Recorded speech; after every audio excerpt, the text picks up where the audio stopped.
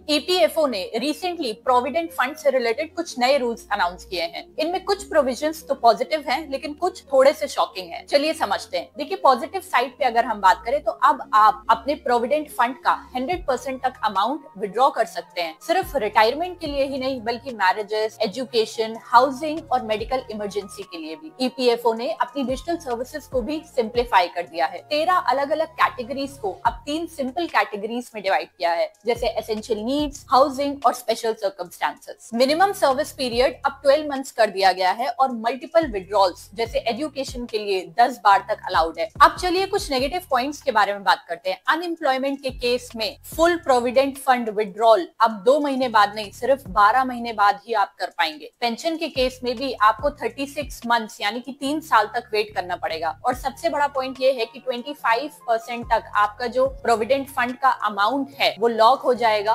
Permanently और उसे आप विड्रॉ नहीं कर पाएंगे। तो यानी कि ये अमाउंट लंबे समय तक लॉक रहेगा। तो बेस्ट स्ट्रैटेजी यहाँ पर यही रहेगी कि अगर आपको फ्यूचर में जरूरत पड़ती है या फिर कोई इमरजेंसी होती है तो आप पार्शियल विड्रॉल्स के लिए जाइए, क्योंकि फुल एंड फाइनल पेमेंट के लिए आपको काफी लंबे समय तक वेट करना पड़ सकता है।